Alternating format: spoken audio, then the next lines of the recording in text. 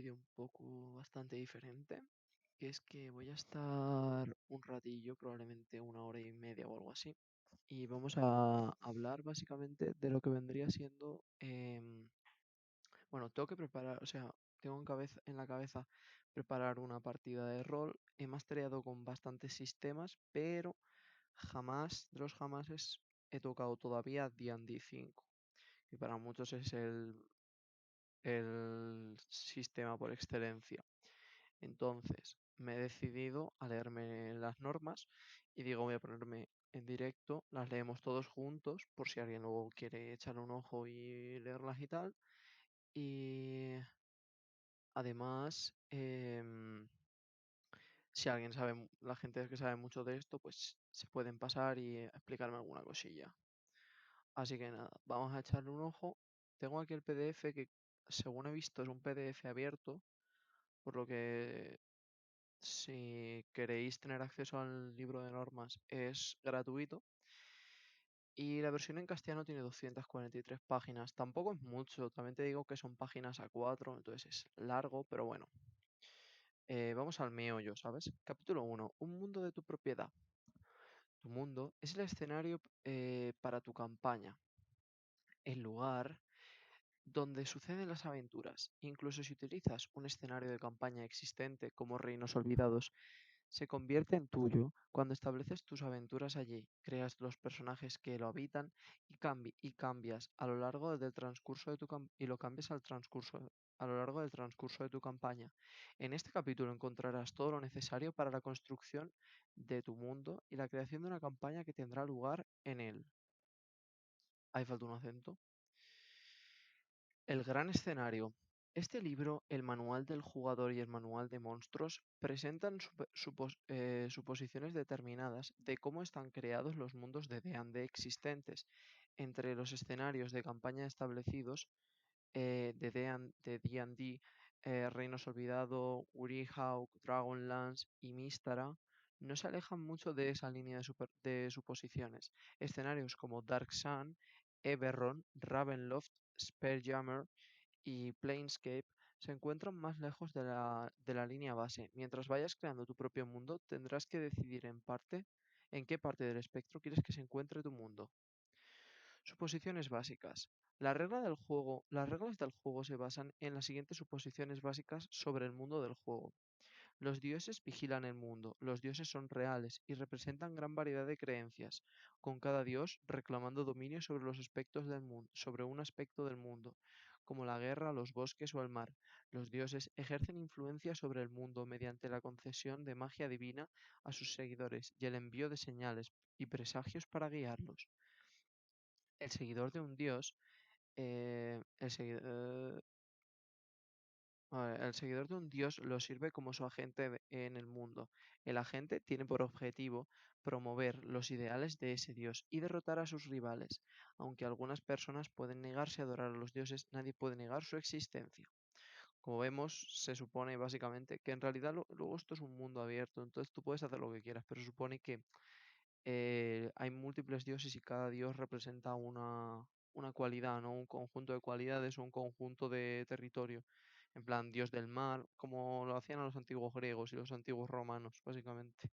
O el dios de la justicia, cosas así, ¿no? No un único, no un único dios monoteísta. Gran parte del mundo está sin civilizar. Las regiones salvajes abundan. Las ciudades-estado, confederaciones y reinos de diversos tamaños salpican el paisaje. Pero más allá de sus fronteras, las tierras salvajes son abundantes.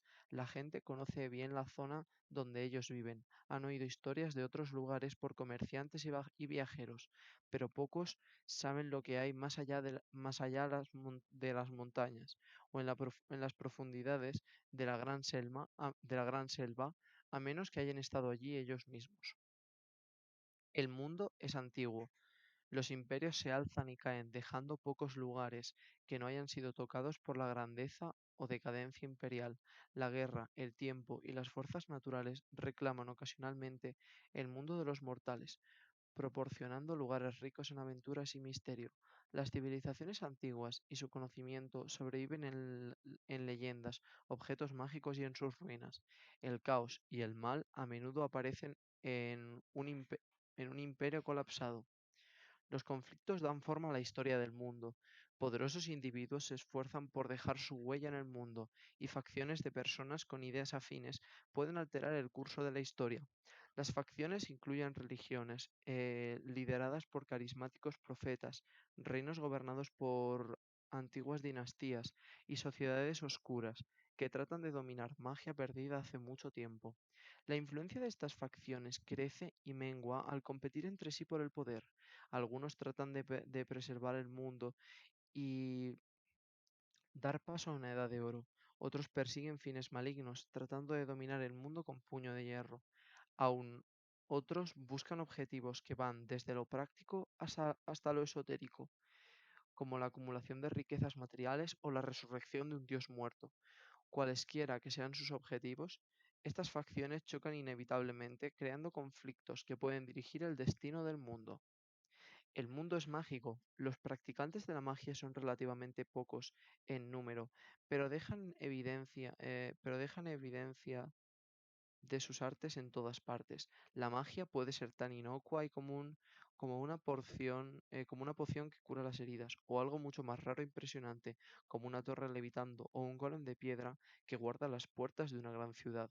Más allá de los reinos de la civilización, hay escondrijos de objetos mágicos, custodiados por trampas mágicas, así como mazmorras construidas mágicamente, habitadas por monstruos creados por la magia malditos por la magia o dotados de habilidades mágicas.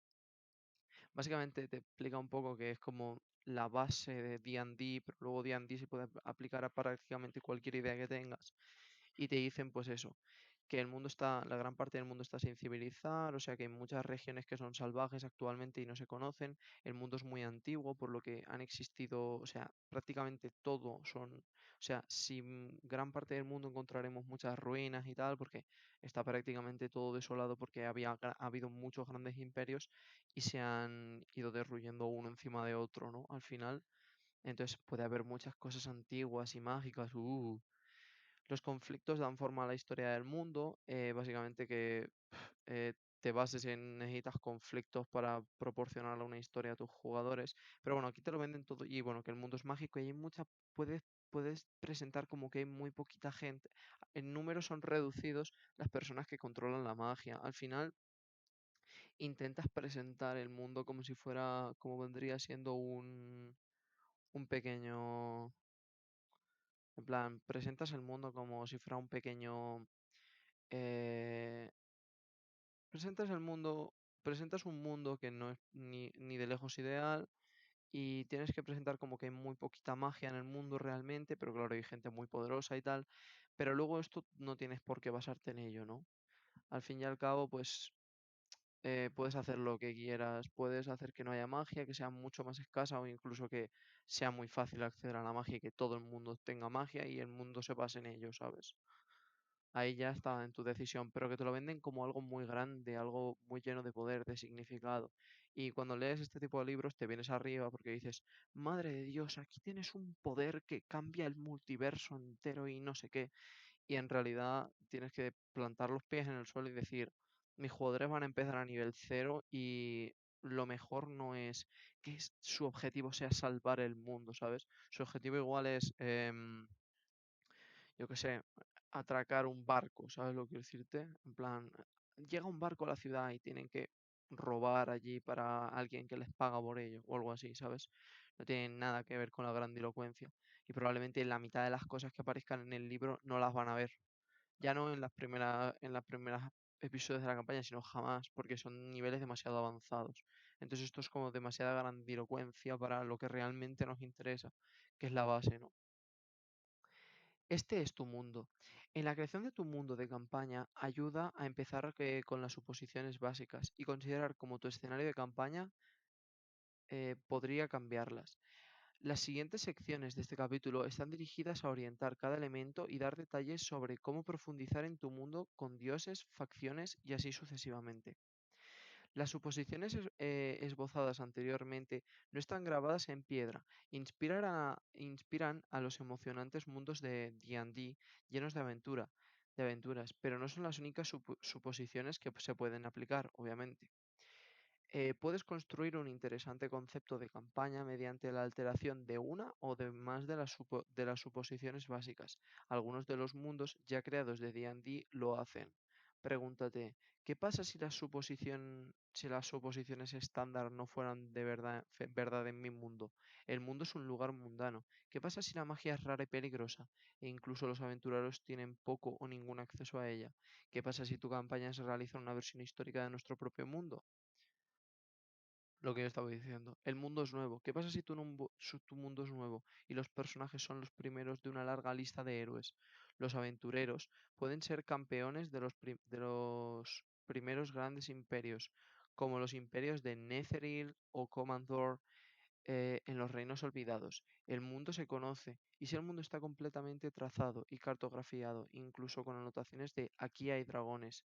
¿Y si los grandes imperios cubren enormes extensiones de terreno, con fronteras claramente definidas entre ellos? Las 5 naciones de la configuración de Eberron fueron una parte de un gran imperio, y los viajes asistidos mágicamente entre ciudades eran algo trivial. Los monstruos son infrecuentes. ¿Qué pasa si los monstruos son algo raro y aterrador? En el escenario de campaña de Ravenloft, terroríficos dominios son dirigidos por gobernantes monstruosos. La población vive en el terror permanente de estos señores de la oscuridad y sus malvados secuaces. Pero otros monstruos raramente crean problemas en la vida cotidiana de las personas. La magia se encuentra en todos los lugares. ¿Qué pasaría si cada pueblo está gobernado por un poderoso mago? ¿Qué pasaría si las tiendas de artículos mágicos son comunes? El escenario de campaña de Eberron hace que el uso de la magia sea algo cotidiano, con trenes y barcos voladores mágicos que transportan viajeros de una ciudad a otra. Los dioses viven en la tierra o están completamente ausentes.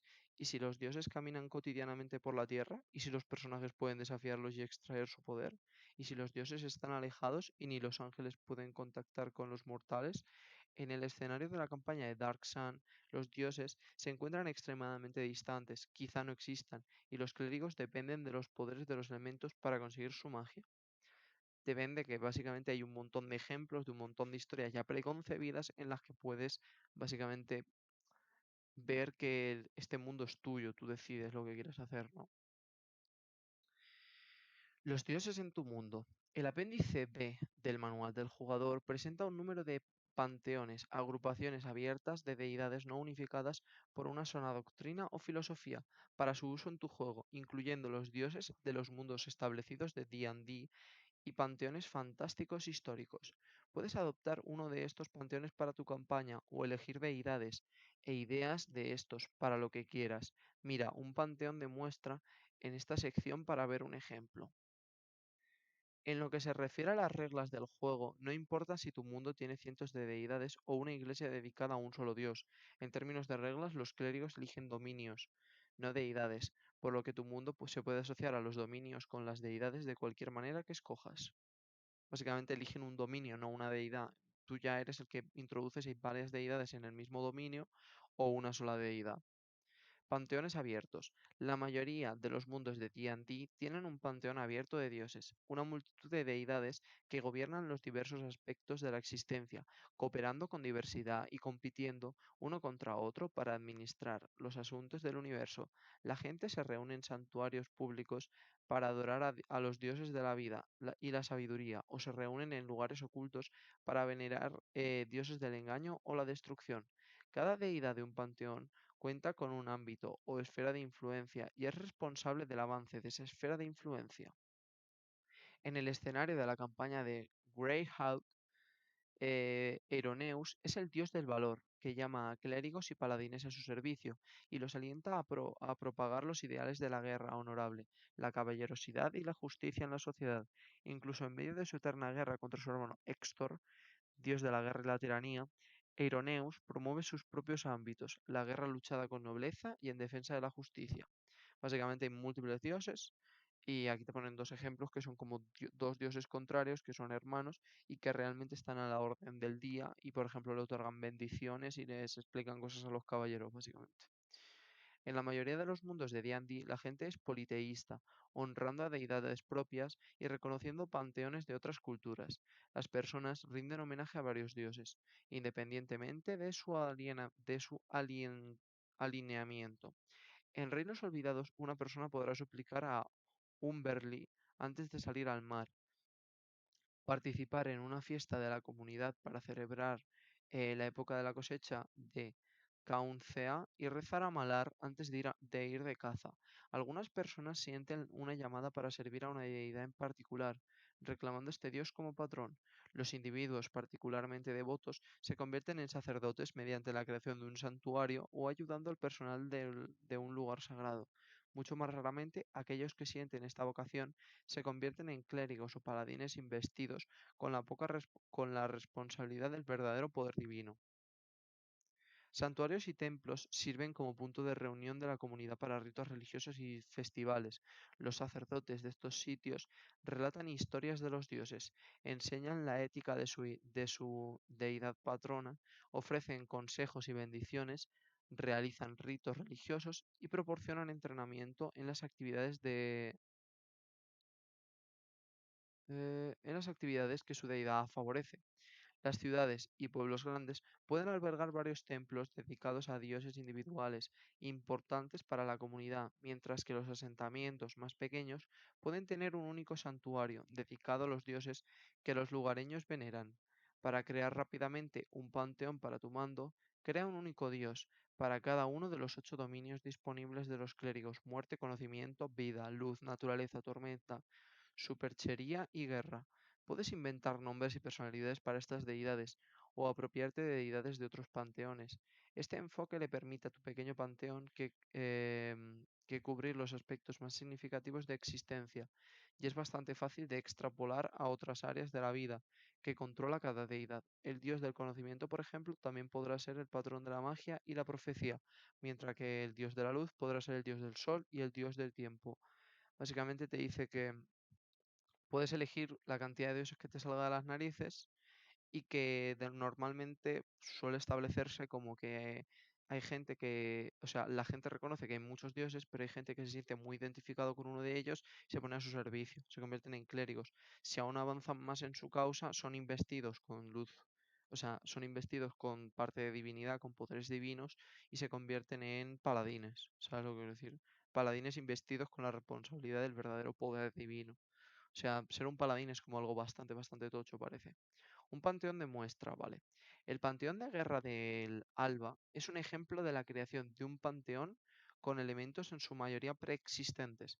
Para adaptarse a las necesidades de campaña en particular, es el panteón por defecto manual del jugador de la cuarta edición del 2008. El panteón se encuentra resumido en la tabla de las deidades del Alba de la Guerra. Este panteón refleja varias deidades no humanas y las establece como dioses universales. Estos dioses incluyen a Bahamut, Corelón, Grum, Grumsh, Loth, bueno, sí, un montón de nombres. Los seres humanos adoran a Moradin y Corellón como dioses de sus respectivos ámbitos, en el lugar de deidades raciales. El panteón incluye también al archidiablo Asmodeo como dios de la dominación y la tiranía. Algunos de los dioses se han extraído de otros panteones, algunas veces con nombres nuevos. Bane proviene de los reinos olvidados, desde Greyward hasta Corpelor, vale, me lío. Ok, hay un montón te explica que un panteón de muestra hay 1 millón de dioses, y aquí te pone el panteón de muestra de verdad, en plan, estos son los dioses que existen en el ejemplo del manual del jugador de 2004, vale. Asmodeo, dios de la tiranía. No sé qué es el alineamiento todavía. Dominios sugeridos, superchería, símbolos, 3 triángulos en formación cerrada. Abadra, diosa del cambio y la suerte. Superchería, 3 líneas paralelas onduladas. Vale, y te pone aquí un montón de dioses y básicamente sus símbolos y qué dominan y qué son. Dioses de qué son, ¿sabes? Otros sistemas religiosos. En tu campaña puedes crear panteones de dioses que estén estrechamente vinculados en una sola religión, religiones monoteístas, adoración de un solo dios, sistemas dualistas, centrados en dos deidades o fuerzas opuestas, sendas mistéricas, implicando devoción personal a una sola deidad, por lo general como parte de un panteón, religiones animistas, religiones animistas, reverencia a los espíritus inherentes de la naturaleza o incluso fuerzas y filosofías que no se centran en deidades, o sea, a lo que te salga de las narices. Veis que la mitad del libro sobra, entonces te dicen como, "Eh, esta es la info que tenemos", te la sueltan y te dicen, todo lo demás no sabemos nada. En plan, esta es la... bueno, me equivoco, ¿vale? Te dicen, esta ejemplos, te sueltan un millón de ejemplos y luego te dicen, pero haz lo que quieras, para darte un poco de idea, ¿no? Panteones cerrados. En contraste con un panteón abierto, un panteón cerrado se centra en una sola religión cuyas enseñanzas y edictos abrazan a un pequeño grupo de deidades. Vale, un panteón abierto permite cualquier cantidad de deidades y un cerrado ninguna, solo un pequeño grupo. Los seguidores de un panteón cerrado podrían favorecer a una de sus deidades sobre otra, pero respetan a todas las deidades y los honran con sacrificios y oraciones según lo vean apropiado. El rasgo clave de un panteón cerrado es que sus adoradores abrazan un solo carácter distintivo o dogma que incluye a todas las deidades. Los dioses de un panteón cerrado trabajan como uno para proteger y guiar a sus seguidores. Puedes pensar en un panteón cerrado de manera similar a una familia. Uno o dos dioses que lideran el panteón sirven como figuras parentales. El resto actúa como patronos de los aspectos importantes de la cultura que adora el panteón. El único templo honra a todos los miembros del panteón. O sea, hay un solo templo. Esto es como los dioses griegos, básicamente. Son una familia y están cerrados. En plan, son un grupo cerrado y se les adora a todos, no solo de uno a uno específicamente. La mayoría de los panteones cerrados tienen uno o más dioses disidentes, deidades cuyo culto no está sancionado por los sacerdotes del panteón en su conjunto. Generalmente, estas son deidades malignas y enemigos del panteón. O sea, dioses como los titanes griegos, ¿vale? Estas deidades tienen cultos propios que atraen a su culto a los marginados sociales y villanos. Estos cultos tienen similitudes con las sendas mistéricas. Sus miembros se dedican exclusivamente a un solo dios, aunque incluso miembros de cultos malignos adoran en apariencia a dioses del panteón cerrado. Sí, vamos, que hay dioses contrarios a aquellos que están en el panteón abierto. Las deidades nórdicas sirven como ejemplo de un panteón cerrado. Odín es la figura que ejerce como líder y padre del panteón. Deidades como Thor, Tyr, Freya encarnan aspectos importantes de la cultura nórdica. Mientras tanto, Loki y sus seguidores acechan desde las sombras, a veces ayudando a otras deidades y otras veces contra ellos, aliado de los enemigos del panteón. Vamos, que tampoco se puede sancionar adorar a las otras deidades, aunque es como más oscuro, porque también pertenecen al panteón cerrado. Sectas mistéricas. Una secta mistérica es una organización religiosa secreta basada en un ritual de iniciación en el que el iniciado es místicamente identificado con un dios o un puñado de dioses relacionados. Las sectas mistéricas son inmensamente personales, refieren a la relación del iniciado con lo divino. A veces, una secta mistérica es un tipo de culto dentro de un panteón. Sí. Reconoce los mitos y rituales del panteón, pero presenta sus propios mitos y ritos como principales. Por ejemplo, una orden secreta de monjes podría sumergirse en una relación mística con un dios que forma parte de un panteón extensamente adorado. Obviamente una secta mistérica adora un pequeño grupo o un solo grupo de dioses, pero no es incompatible con un panteón abierto o cerrado. Una secta mistérica hace hincapié en la historia de su dios, que se recrea simbólicamente en su ritual de iniciación. El mito de la fundación de la secta mistérica es generalmente simple, ya y a menudo involucra la muerte de un dios y su renacimiento, o un viaje al inframundo y su retorno. Las sectas mistéricas a menudo reverencian a las deidades del sol y la luna y deidades agrícolas, dioses en cuyos ámbitos se representan los ciclos de la naturaleza. Rasgos divinos. Los seres divinos del multiverso se califican a menudo en relación con su poder cósmico. Algunos dioses son adorados en diversos mundos y tienen un rango diferente en cada mundo dependiendo de su influencia allí. Deidades mayores están más allá de la comprensión mortal, no pueden ser invocados y casi nunca participan directamente en los asuntos mortales. En muy raras ocasiones se manifiestan en forma de avatares similares a deidades menores, pero matar a un avatar de un dios mayor no tiene efecto en el propio dios. Vale. Deidades menores se materializan en algún lugar de los planos. Algunas deidades menores viven en el plano material, como la diosa unicornio, Leure de los reinos olvidados, y el titánico dios tiburón, Shekola, venerado por los Sawagin. Otros viven en los planos exteriores, como Lolth, que se encuentra en el abismo.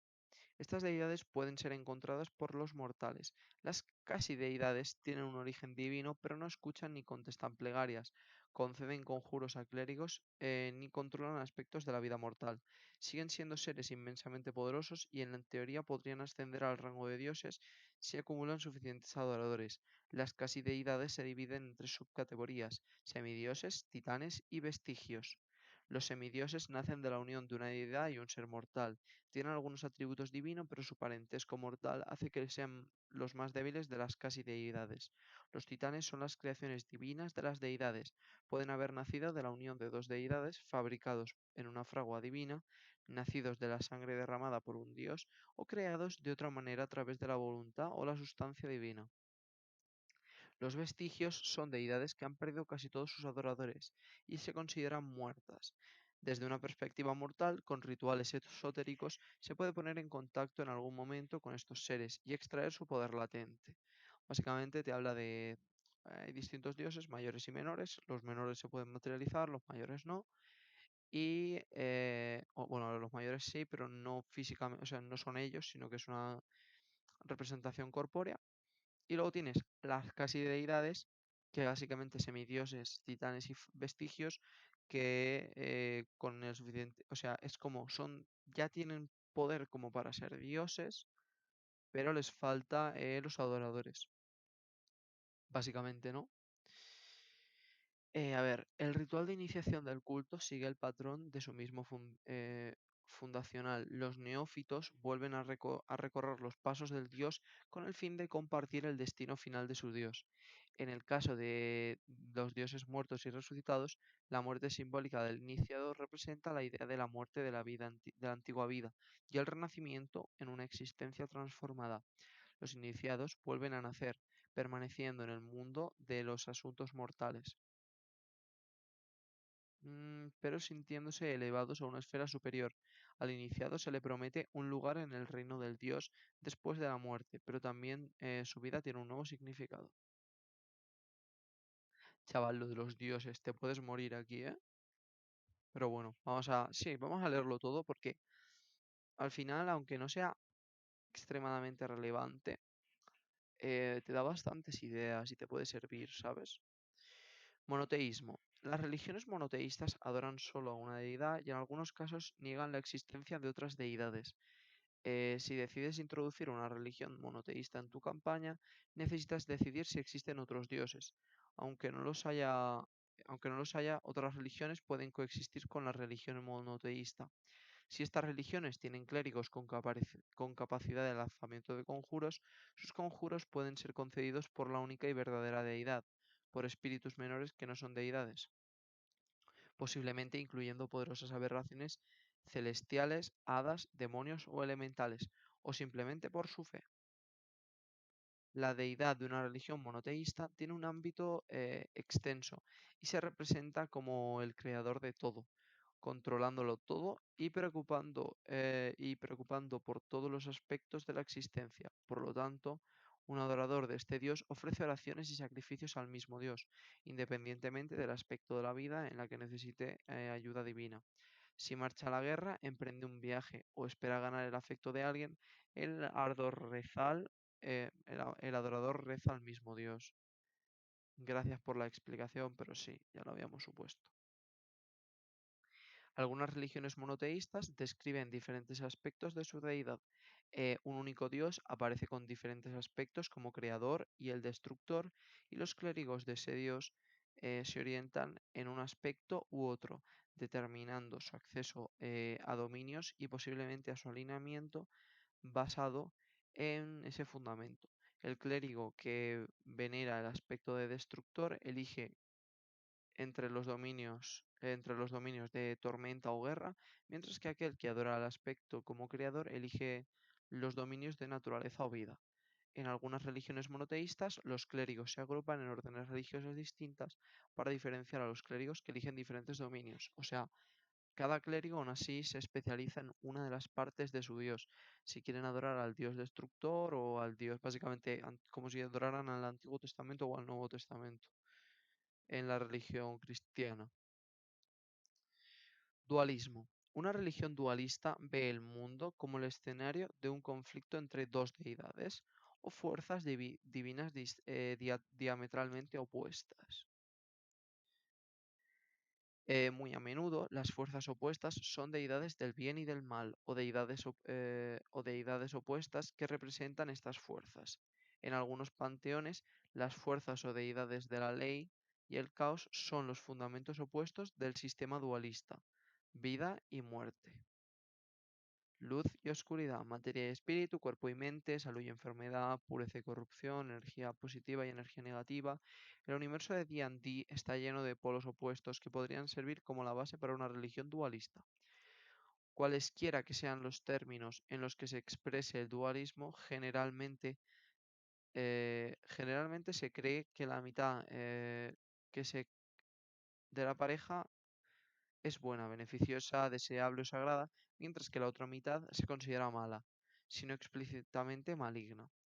Si el conflicto fundamental de una religión es expresada como la oposición entre materia y espíritu, los seguidores de esa religión creen que uno de los dos, generalmente la materia, es malo y el otro espíritu es bueno. Así que tratan de liberar su espíritu y sus males de este mundo material a través del ascetismo y la contemplación. Algunos pocos sistemas dualistas creen que dos fuerzas opuestas deben permanecer en equilibrio, siempre alejándose una de la otra, pero permaneciendo unidas entre sí en una tensión creativa.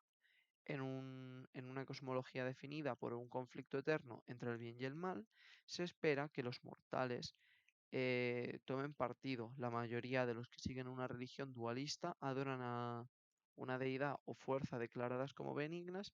Los adoradores de la deidad benigna confían en que el poder de este dios los protege de los secuaces de la deidad maligna, porque la deidad del mal en esa religión es generalmente la fuente de todo lo que va en detrimento de la existencia. Solo los perversos y depravados adoran a este dios. Los sirven monstruos y demonios, al igual que ciertos cultos secretos. Los mitos de una religión dualista generalmente predicen que la deidad benigna triunfará en una batalla apocalíptica, pero las fuerzas malignas creen que el resultado de esa batalla no está predeterminado y trabajan para promover la victoria de su deidad. Las deidades en un sistema dualista mantienen amplios ámbitos. Todos los aspectos de la existencia reflejan la lucha dualista y por tanto todas las cosas pueden caer a un lado u otro del conflicto. La agricultura, la piedad, el cielo, la medicina y la poesía residen en los ámbitos de la deidad benigna, y el hambre, el odio, la enfermedad y la guerra pertenecen a la deidad maligna. Básicamente tendríamos un dualismo entre dos dioses, que sería uno bueno y otro malo, y luego a partir de ahí ya pues que solo adoran al bueno porque solo tiene cualidades buenas, o creen que los dos deben mantenerse en un equilibrio. También tienes el tema de que puedes plantearlo como que uno de los dioses es el espíritu y el otro la materia, y la materia está corrompida por ser materia y el espíritu es más importante, básicamente. Y por último tendríamos el animismo, creo. El animismo es la creencia de que los espíritus habitan en cada parte del mundo natural. En una cosmovisión animista, todo tiene un espíritu, desde la montaña más grandiosa hasta las más humildes rocas, desde el gran océano a un arroyo, desde el sol y la luna hasta la ancestral espada de un guerrero. Ay. Todos estos objetos y los espíritus que habitan en ellos son conscientes, aunque algunos están más conscientes, alerta e inteligente que otros. Los espíritus más poderosos incluso podrían ser considerados deidades. Todos son dignos de respeto, si no veneración. Los animistas no suelen rendir lealtad a un solo espíritu sobre los otros. En su lugar, ofrecen oraciones y sacrificios a diferentes espíritus en diferentes momentos, según proceda a la situación. Un personaje piadoso puede ofrecer oraciones y ofrendas todos los días ay, a los espíritus ancestrales y los espíritus de la casa, peticiones regulares a espíritus importantes como las siete fortunas de la buena suerte, y de vez en cuando sacrificios de incienso a los espíritus locales, como el espíritu de un bosque, y también oraciones esporádicas a una serie de diversos espíritus. Una religión animista es muy tolerante. La mayoría de los espíritus no se preocupan de a quién hacen sacrificios los personajes, siempre que reciban los sacrificios y el respeto que ellos esperan. A medida que las nuevas religiones se propagan a través de tierras animistas, estas religiones suelen ganar adeptos, pero no conversos. No conversos, la gente incorpora nuevos espíritus y deidades en sus oraciones, sin desplazar a los viejos. Los contemplativos y estudiosos adoptan sistemas filosóficos complejos y prácticas sin cambiar sus creencias y respeto hacia los espíritus que ya veneran. El animismo funciona como un gran panteón cerrado. Los clérigos animistas sirven al panteón como un conjunto, algo que es todo, y pueden elegir cualquier dominio que representa al espíritu favorito de ese clérigo. Vale. Básicamente, mundo basado en espíritus. Todo tiene espíritus y tú adoras a todos los espíritus. Buena suerte. Fuerzas y filosofías. No todos los poderes divinos deben estar derivados de deidades. En algunas campañas, los creyentes tienen suficiente convicción en sus ideas sobre el universo que ganan mágico de esa convicción. Básicamente creen tanto en eso, aunque no exista, que obtienen poderes. En otras campañas, las fuerzas impersonales de la naturaleza o la magia sustituyen a los dioses, mediante la concesión de poder a los mortales sintonizados a ellos. Así como druidas y exploradores pueden ganar su aptitud sortilegia de las fuerzas de la naturaleza y no de una deidad de la naturaleza específica. Algunos clérigos siguen a ideales en lugar de un dios. Los paladines, los paladines pueden seguir una filosofía de justicia y caballería en lugar de una deidad específica. Las fuerzas y filosofías no se adoran, no son seres que puedan escapar, escuchar y responder a las oraciones o aceptar sacrificios. La devoción a una filosofía o una fuerza no es necesariamente exclusiva del servicio a una deidad. Una persona puede dedicarse a adorar a la filosofía del bien y ofrecer adoración a diversas deidades buenas, o reverenciar a las fuerzas de la naturaleza, y también rendir homenaje a los dioses de la naturaleza, que podrían ser vistos como manifestaciones personales de una fuerza impersonal. En un mundo que incluye deidades con poder demostrable a través de sus clérigos, es inusual que una filosofía niegue la existencia de las deidades, aunque una creencia filosófica común establece que las deidades son más parecidas a los mortales que a de lo que los mortales creen. De acuerdo con tales filosofías, los dioses no son verdaderamente inmortales, solo muy longevos, y los mortales pueden alcanzar la divinidad. De hecho, ascender como una divinidad es el último objetivo de algunas filosofías. El poder de una filosofía nace de la creencia que los mortales invierten en ella. Una filosofía en la que solo cree una persona no es suficientemente fuerte como para conceder poder mágico a una persona. Básicamente, cada uno tiene su filosofía de vida y si crees suficientemente en ella y hay un gran grupo de personas que lo creen, obtienes poder de ello. Y cuando llegas a X punto, o sea, puedes ir acumulando poder, por ejemplo, magia, y cuando eres suficientemente poderoso, básicamente eres una deidad. Los humanoides y los dioses. Cuando se trata de los dioses, los humanos demuestran una gama mucho más amplia de creencias e instituciones que otras razas. En muchos escenarios de D&D, los orcos, elfos, enanos, goblins y otros humanoides tienen panteones cerrados. Se espera que un orco adore a Grumsh, o a una de las pocas deidades subordinadas que éste posee.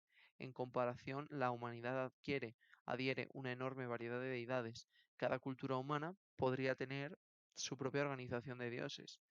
En la mayoría de los escenarios de D&D no existe un único dios que pueda reclamar las creaciones de la humanidad. Por lo tanto, los seres humanos son proclives a crear instituciones para expandir la religión. Un único profeta carismático puede convertir a un reino entero a la adoración de un nuevo dios. Bien. Con la muerte del profeta, la religión podría crecer o disminuir, o los seguidores del profeta podrían volverse unos contra otros, fundando diversas religiones adversarias. En comparación, la religión en la sociedad enana está escrita en la piedra.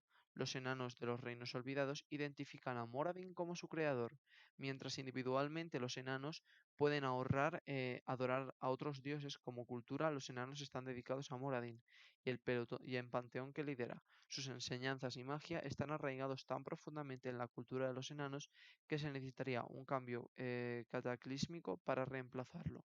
Con esto en mente, se considera el rol de los dioses en tu mundo y sus vínculos con los diferentes considera el rol de los dioses en tu mundo y sus vínculos con las diferentes razas humanoides. Cada raza tiene un dios creador. ¿Cómo da forma el dios a la cultura de esa raza?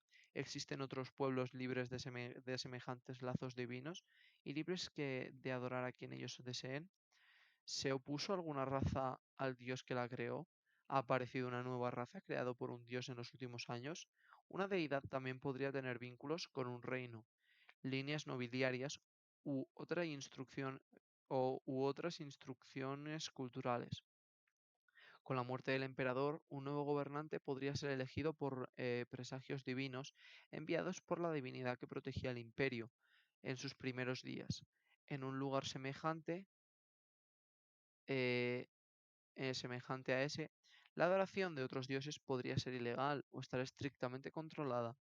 Por último, ten en cuenta las diferencias entre dioses que están ligados a las razas humanoides específicas y dioses con seguidores más diversos. Las razas con su propio panteón disfrutan de un lugar privilegiado en el mundo, con sus dioses tomando un papel activo en sus asuntos. ¿Son las razas ignoradas por los dioses o estas razas el factor decisivo que puede inclinar la balanza del poder a favor de un dios o otro? Básicamente que los humanoides en general no suelen tener muchos dioses.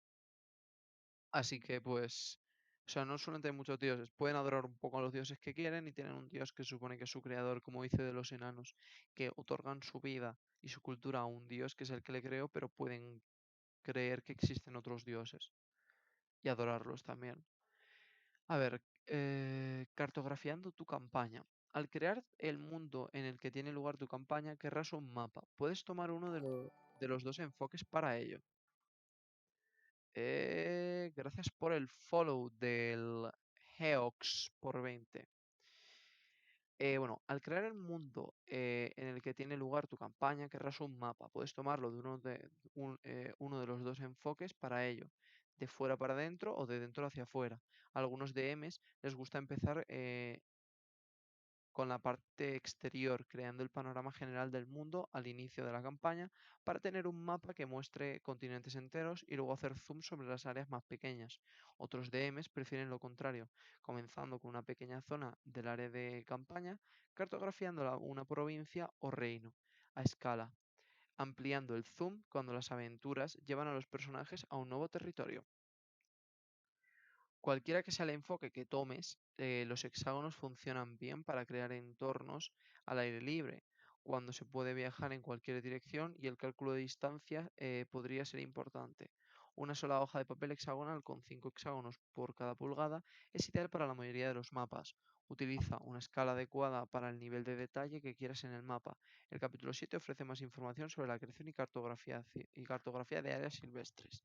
Este tema no es un tema que me importe mucho realmente porque al final cartografiar el mapa y tal es importante cuando quieres hacer una campaña muy grande en la que tus personajes se vayan a ir moviendo por los distintos pueblos y tal, pero realmente yo no, o sea, mi intención no es crear algo así, sino que va a ser más de viajar entre planos. Entonces va a ser un poco más irrelevante, por lo tanto, el terreno, ¿sabes? Escala provincial para las zonas más detalladas de tu mundo, ¿vale?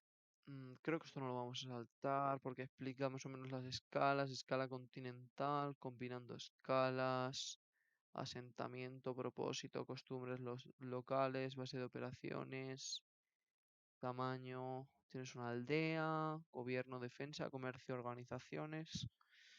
Eh, Básicamente, esto es un poco, no lo podemos saltar perfectamente, te explica un poco formas de gobierno y tal, y parece que el tipo de poblaciones que pueden existir en un mundo y más o menos la atmósfera que notan tus aventureros cuando entran, las dimensiones de todo lo que o sea, si están trabajando en una gran ciudad, obviamente están trabajando a más grandes dimensiones que si están en un pequeño pueblo en el que probablemente no hay nadie que pueda venderles información, mientras que en una gran ciudad probablemente habrá tiendas de información, gente que sepa mucho, espías, ¿sabes lo que quiero decir? Hay que ambientarlo todo más o menos bien.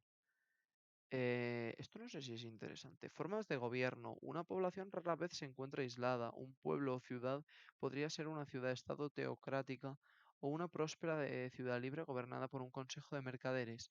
Lo más probable es que forme parte de un reino feudal, un imperio burocrático o un remoto reino de gobierno por un tirano con mano de hierro. Considera cómo encajar tu asentamiento en el cuadro general de tu mundo. Quien gobierna a su gobernante, que otros asentamientos podrían estar también bajo su control. Aquí mi pregunta está en, ¿por qué pone aquí lo de los D100? Formas de D100, de 108, 59 a 64. Autocracia, burocracia, confederación, democracia, dictadura, feudalismo, gerontocracia, jerarquía, magocracia, matriarcado, meritocracia, monarquía, oligarquía, patriarcado, teocracia. Te dan ideas, ¿no? Para sacar de aquí un poco cómo quieres realmente que funcione, ¿sabes? Plutocracia. La sociedad es gobernada por los ricos. La élite forma un consejo de gobierno apoyado por la representación de la corte, de un monarca que lo preside o gobierna por defecto, porque el dinero es el verdadero poder en el reino. Te pone un poco ejemplo de que jerarquía de títulos nobiliarios, emperador, emperatriz, rey, reina, duque, duquesa, príncipe, princesa, marqués, marquesa, conde, condesa, vizconde, barón, baronet y caballero. Em, Acuñaciones comunes. Esto te explica un poco de incluso los reinos pequeños, incluso los pequeños pueblos proporcionan a los personajes acceso al equipo que necesitan para seguir sus aventuras, provisiones, tiendas de campaña, mochilas, armas sencillas. Los mercaderes ambulantes transportan armaduras, armas marciales y equipo más especializado. Las aldeas dependen en gran medida del comercio con los asentamientos, ¿vale? La circulación de la moneda, puedes crear tu propia moneda si quieres. También tienes las barras de comercio se graban o esculpen con un símbolo de la empresa comercial gubernamental. Esto te lo puedes saltar, es bastante relleno para darte un poco de ideas de qué tipo de estatus social, o sea, de jerarquía social puedes plantear en tu campaña, en cómo funciona todo esto, ¿sabes? Cómo funciona como tal el gobierno, qué tipo de gobierno es, si mandan los magos, si mandan los eruditos, si mandan por derecho divino, por herencia, si es un feudalismo, si puede ser casi cualquier cosa, ¿no? Al final. Idiomas y dialecto. Cuando le das forma a tu mundo, puedes crear nuevos idiomas y dialectos para reflejar su historia y geografía únicas. Facciones y organizaciones. Esto puede ser interesante. Renombre, ganando renombre. Ya veo. Esto básicamente consiste en que, bueno, los templos, los clanes, las órdenes, las sociedades secretas y los colegios son fuerzas importantes en el orden social de cualquier civilización. Su influencia podría extenderse a múltiples ciudades y pueblos, con o sin autoridad política. Con un abarque similar, las organizaciones pueden jugar un papel importante en la vida de los jugadores. Em, vale, sí, convirtiendo en sus patrones, aliados o enemigos de la misma forma que los personajes no jugadores pueden hacerlo individualmente. Eh, Cuando los personajes se unen a estas organizaciones, se vuelven parte de algo más grande que ellos, lo que puede darle a sus aventuras un contexto de mayor escala. Es interesante, más o menos, pero tampoco es excesivamente algo absurdo.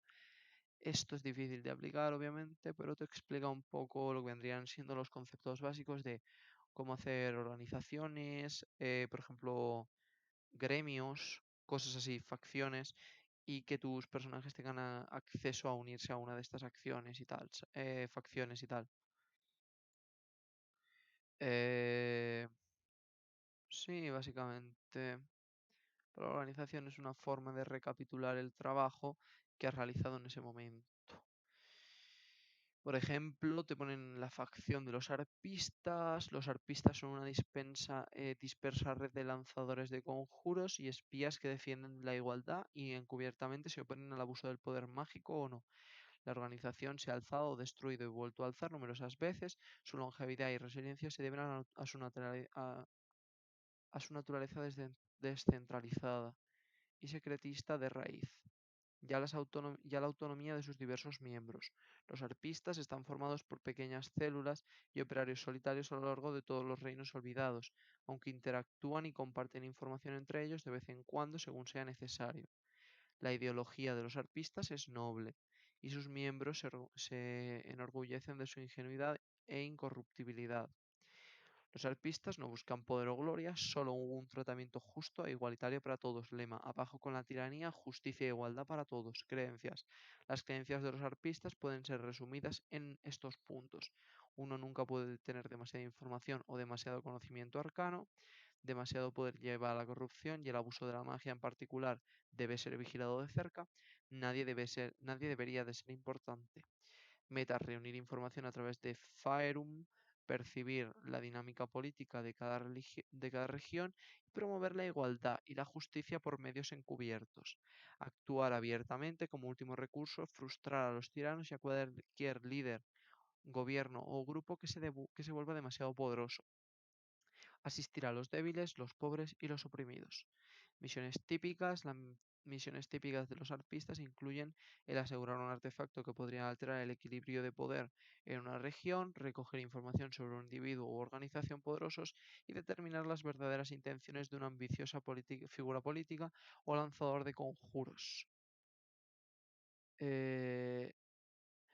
Eh, no, lo siento, tío. La futura campaña la tengo prácticamente cerrada. De hecho, van a ser dos campañas simultáneas que probablemente quiero plantearlo porque tengo unos 8 o 9 jugadores ya dispuestos a jugar. Entonces, lo que quería hacer básicamente era crear dos campañas que estuvieran sucediendo, que fueran más o menos la misma historia en cada una de las sesiones. En plan, tener dos sesiones, uno con 4 personas y con 4 personas con 8 personajes distintos, pero en dos sesiones distintas, ¿vale? Y que sea más parecida a la historia, pero que transcurra como en planos paralelos, que haya pequeñas diferencias, cosas notorias, y que luego sí, si por ejemplo un día X persona me falla para asistir a su sesión con su grupo normal, puedo meter a otro de la otra sesión y meterlo directamente ahí, por ejemplo, y que la gente pues puedan ir viajando de planos e ir juntándose en plan, les puedo decir, tenéis que hacer una misión de reconocimiento de una torre protegida por un archimago, patatín patatán, y digan, pues, que de repente un tío diga, pues a mí esto no me interesa porque yo soy un pícaro y me la suda verga que el mago de mi equipo tenga no sé qué.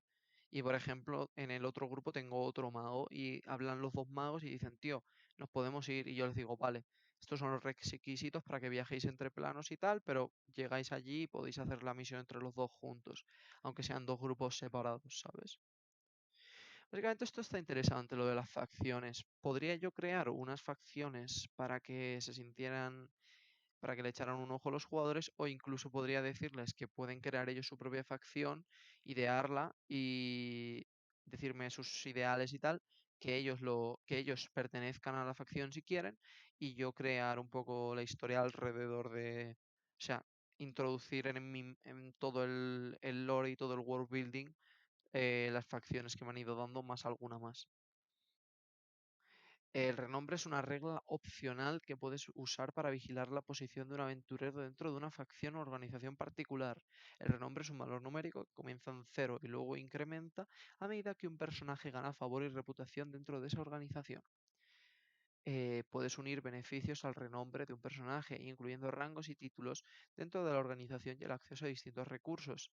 Cada jugador mantiene seguimiento por separado del renombre por cada organización de la que su personaje sea miembro. Por ejemplo, un aventurero podría tener 5 puntos de renombre dentro de una facción y 20 dentro de otra, con base en la interacción del personaje con cada organización a lo largo del curso de la campaña.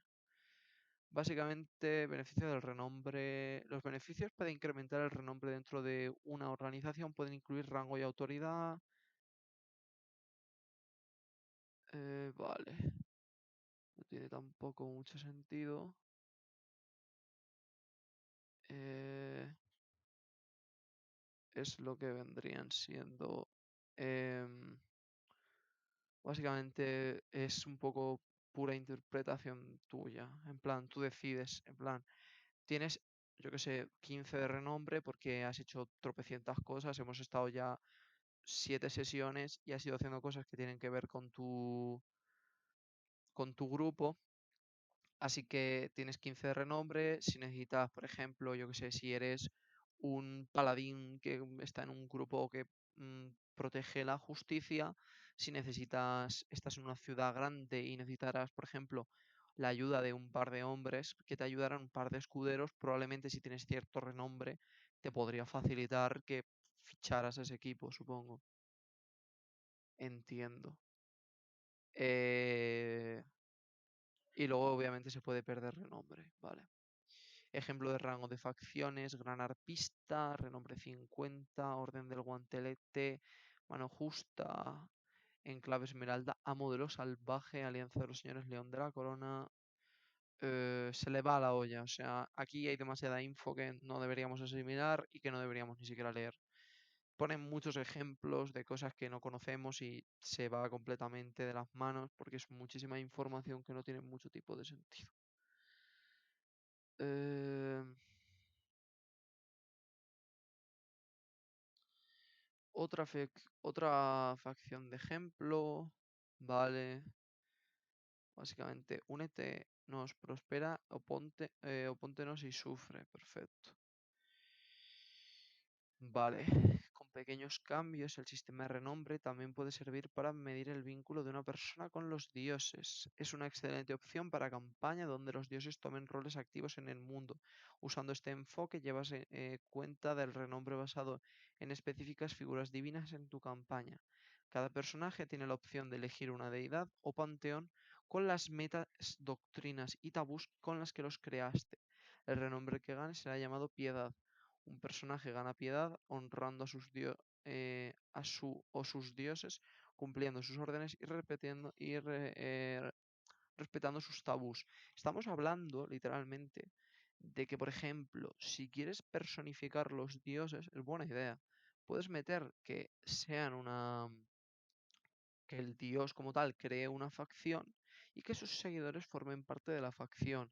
Entonces, cuanto más alto estás en esta facción, cuanto más puntos tuvieras de renombre, significaría literalmente que más cerca estás del dios, por así decirlo, porque eres el que más obedece, el que cumple las órdenes, patatín patatán. Bastante interesante, la verdad.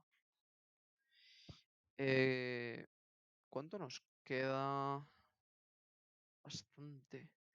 Voy a echarle un ojo a esto de traer de vuelta a los muertos. Cosa que vas a hacer, vamos, cada 2 segundos.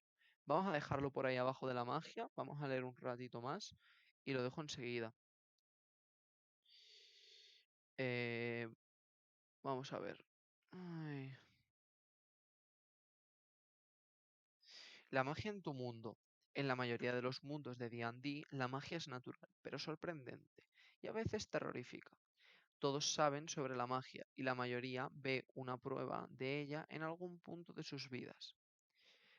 Permea el cosmos y se mueve a través de las antiguas posesiones de héroes legendarios, de las misteriosas ruinas de imperios caídos, criaturas nacidas con el poder sobrenatural e individuos que estudian los secretos del multiverso.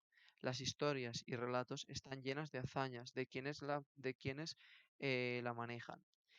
Lo que la gente común sabe sobre la magia depende de dónde viven y de si conocen o no algún personaje que la practique. Los ciudadanos de una aldea aislada podrían no haber visto el uso de verdadera magia por generaciones y hablar en secretos de los extraños poderes del viejo ermita que habita en los bosques cercanos. En la ciudad de aguas profundas, en el escenario de la campaña de Reinos Olvidados, la Orden Vigilante de Magos y Protectores es un gremio de magos. Estos arcanistas buscan hacer a la hechicería más accesible para que los miembros de la orden puedan obtener beneficios vendiendo sus servicios. Algunos escenarios de D&D tienen más magia que otros. En Azaz, el duro mundo del escenario del Sol Oscuro, la magia arcana es una práctica odiada que puede drenar vida del mundo. La mayoría de la magia de Azaz está en manos de los malhechores. Inversamente, en el mundo de Eberron, la magia es tan común como cualquier otra mercancía. Los comercios venden objetos mágicos y servicios a cualquiera que pueda permitírselos. La gente compra boletos para montar naves aéreas y trenes propulsados por magia elemental. Ten en cuenta estas preguntas cuando adaptes la magia a tu mundo. ¿Es alguna magia común? ¿Es alguna socialmente inaceptable? ¿Qué magia es rara? ¿Cuán inusuales son los miembros de cada clase lanzadora de conjuros? ¿Qué tanto comunes son aquellos que pueden lanzar conjuros de alto nivel? ¿Qué tan raros son los objetos mágicos, las ubicaciones mágicas y las criaturas con poderes sobrenaturales? ¿En qué punto de poder estas cosas pueden pasar de usuales a exóticas? ¿Cómo regulan y usan la magia las autoridades? ¿Cómo usa la magia de la gente común y cómo se protege de ella? Las respuestas a algunas preguntas sugieren las respuestas a otras. Por ejemplo, si los lanzadores de conjuros de nivel bajo son comunes, como en Eberron, entonces es más probable que las autoridades y la gente común tengan acceso y usen los resultados de tales conjuros. Comprar magia común no es solo posible, sino menos costoso. Es más probable que la gente tenga en mente los conjuros más conocidos y que se proteja contra ellos, especialmente en situaciones de riesgo. Por lo que puedo entender, básicamente, lo que nos están limitando, básicamente, es que nosotros podemos hacer lo que queramos con la magia. Yo en principio la magia la quiero tener un poco como algo bastante exclusivo, que solo algunos dichosos pueden obtenerla, porque me parece que todo el mundo tenga magia cambia completamente el mundo, entonces ya necesitas otros niveles de poder, porque literalmente si todo el mundo puede hacerle evitar un objeto, para que algo mágico sea impresionante o algo mágico suponga un reto de verdad, tienes que ponerles algo muy tocho delante, ¿sabes? Entonces, básicamente quiero hacer una magia que sea un poco más recluida y también quiero hacer, obviamente, alguna orden por ahí que persiga a utilizadores de magia, rollo Inquisición, que vaya a tope y que te quiera destruir la vida y para poner algo de dificultad a los magos y obviamente, o sea, obviamente no va a ser un lugar en el que la magia es súper exótica y no aparece. Y únicamente podrán acceder a comprar cosas mágicas o verán un poco más de magia en grandes ciudades, pero en pequeños pueblos obviamente puede haber un individuo, pero probablemente nunca lo haya o en uno de cada tropecientos pueblos, ¿sabes? Restricciones a la magia. Algunas áreas civilizadas podrían prohibir o restringir el uso de la magia. Lanzar conjuros podría estar prohibido sin una licencia o permiso oficial. En tales lugares, los objetos mágicos y los efectos mágicos continuos son raros, siendo una excepción la protección contra la magia. ¿Vale? Algunas localidades podrían prohibir determinados conjuros. Podría ser un crimen lanzar conjuros usados para robar o estafar. como aquellos que otorgan invisibilidad o producen ilusiones. Los hechizos que encantan o dominan a otros son rápidamente proscriptos, dados que privan a los individuos de su libre albedrío.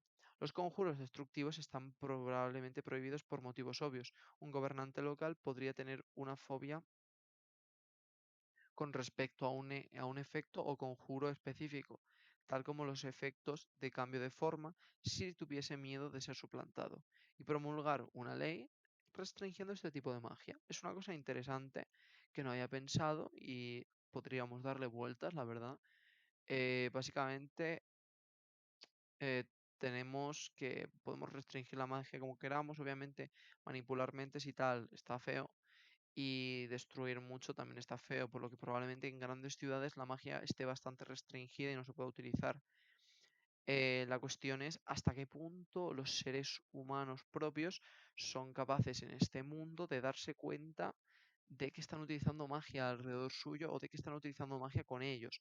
Porque si tenemos un mago que pueda hacer hincapié en los sentimientos de alguien, podría ser interesante que tuvieras que tener cierto conocimiento o cierto poder para poder captar esa manipulación que están haciendo de tus sentimientos, ¿sabes?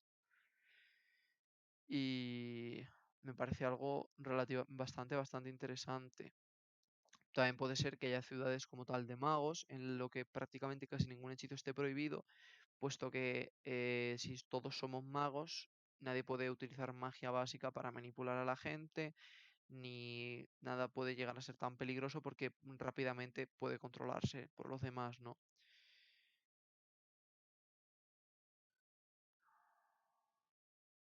No sé, chicos. Creo que lo vamos a dejar por hoy, por aquí, y ya ahora lo subiré por YouTube y mañana seguiremos por las escuelas de magia y tal, porque se ha hecho un poquito más largo de lo que esperaba y tampoco quiero estar aquí 200 horas, porque es un libro, esto es bastante tocho, o sea, hemos leído 17 páginas y nos hemos saltado un puñado, o sea que esto va para largo. Así que bueno, hasta luego, gente. Recordad que abajo en la descripción tenéis un montón de info, Twitter, Twitch y YouTube. Y si me dais follow, suscribís y esas cosas, eh, se agradece mucho, la verdad. Hasta luego.